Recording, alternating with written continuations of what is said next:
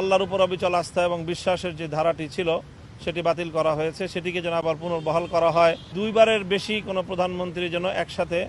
পরবর্তীতে যেন তিনি দায়িত্ব পালন করতে না পারেন, ইসলাম বিরোধী কোনো নীতি আইন যেন প্রণয়ন না হয়, 1 মাসের মধ্যেই যেন এই সকল মামলাগুলো যেন প্রত্যাহার করা হয়। সরকারের পক্ষ থেকে আমন্ত্রিত হয়ে মূলত হেফাজতে ইসলামের সংশ্লিষ্ট রাজনৈতিক দলগুলো, বাংলাদেশ খেলাফত মজলিস, জমিয়ত উলামা ইসলাম, নেজামে ইসলাম, খেলাফত আন্দোলন সহ আমরা এখানে আহত হয়েছিলাম। পরে আমরা প্রত্যেকটি দল যার যার পক্ষ থেকে আমরা নির্দিষ্ট আমাদের সংস্কার প্রস্তাবনা আমরা উপস্থাপন করেছি। সেখানে মৌলিকভাবে যে প্রস্তাবনাগুলো এসেছে তার মধ্যে বড় একটি হলো নির্বাচন ব্যবস্থার সংস্কার, নির্বাচন কমিশন সহ যাবতীয় বৈষম্যমূলক এবং যে দলীয় যেই একটি ব্যবস্থাপনা বর্তমানে, সেই ব্যবস্থাপনাকে ঢেলে সাজিয়ে আবার নতুন করে যেন একটি নিরপেক্ষ অন্তর্ভুক্তিমূলক নির্বাচনের ব্যবস্থা করা যায়, তার জন্য আমরা আমূল পরিবর্তনের কিছু সংস্কার প্রস্তাবনা এনেছি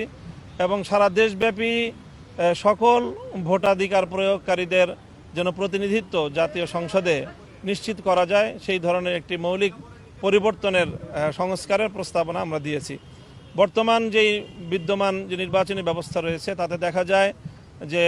সর্বোচ্চ 30 থেকে 35% মানুষের প্রতিনিধিত্ব, ভোটারদের প্রতিনিধিত্ব জাতীয় সংসদে থাকে। যারা বিভিন্ন আসনে পাশ করতেছে তারাও দেখা যায় যে তাদের বিপক্ষে ভোটদানকারী ভোটারের সংখ্যাই বেশি তার পক্ষে ভোটদানকারীর চেয়ে। কাজে এই ব্যবস্থাটির আমূল সংস্কার এনে যেন এমন একটি ব্যবস্থা হয় যাতে ম্যাক্সিমাম এবং সকল ভোটাধিকার প্রয়োগকারীদেরই প্রতিনিধিত্ব কোনো না কোনোভাবে যেন জাতীয় সংসদে নিশ্চিত করা যায়। এছাড়াও বিচার বিভাগ, শিক্ষা বিভাগ এবং প্রশাসনে আমূল পরিবর্তনের, প্রশাসনের মধ্যে দেশের মধ্যে যে বিশেষ করে যে এককেন্দ্রিক,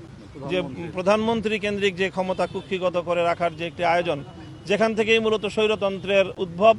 সেই জায়গাটায় যেন ভারসাম্য তৈরি করা হয়, সাংবিধানিক প্রস্তাবনা আনার প্রস্তাব করা হয়েছে। তার মধ্যে সংবিধানে যে আল্লাহর উপর অবিচল আস্থা এবং বিশ্বাসের যে ধারাটি ছিল সেটি বাতিল করা হয়েছে, সেটিকে যেন আবার পুনর্বহাল করা হয়, আবার যেন সাংবিধানিক সেই কিছুটা সংশোধনী এনে পুনর্বহাল করার আমরা দাবি জানিয়েছি। সেই ক্ষেত্রে দুইবারের বেশি কোনো প্রধানমন্ত্রী যেন একসাথে পরবর্তীতে যেন তিনি দায়িত্ব পালন করতে না পারেন, সেই প্রস্তাবনা আমাদের পক্ষ থেকে ছিল।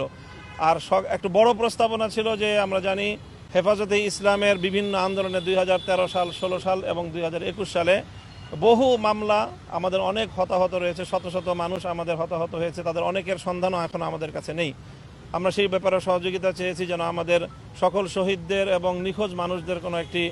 নিরপেক্ষ সুন্দর একটি প্রতিবেদন যেন আমাদের সামনে আসতে পারে এবং সকল হত্যাকাণ্ডের যেন বিচারের ব্যবস্থা, বিশেষ করে ট্রাইব্যুনাল গঠন করে হলেও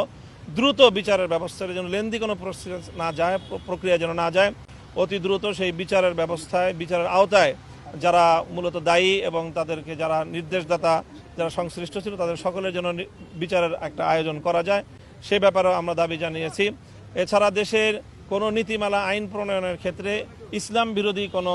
নীতি আইন যেন প্রণয়ন না হয়, সেই বিষয়ে আমরা প্রস্তাবনা এবং দাবি জানিয়েছি। এবং হেফাজতে ইসলামের সকল মামলাগুলো, প্রায় 3 শতাধিক মামলা দেশব্যাপী 2013 সাল থেকে 2021 সাল পর্যন্ত হেফাজতে ইসলামের নেতাকর্মীদের বিরুদ্ধে দায়ের হয়েছে, সেই মামলাগুলো যেন অতি দ্রুত একটি নির্বাহী আদেশের মাধ্যমে এবং আইনি প্রক্রিয়ার মাধ্যমে এটি যেন দ্রুত প্রত্যাহারের ব্যবস্থা হয় এবং সেটির জন্য আমরা 1 মাসের একটি সময় সীমা আমরা ওনার কাছ থেকে চেয়েছি যে 1 মাসের মধ্যেই যেন এই সকল মামলাগুলো যেন প্রত্যাহার করা হয়। তো মাননীয় প্রধান উপদেষ্টা আমাদের সকল দলের বক্তব্যগুলো খুব ধৈর্য সহকারে শুনেছেন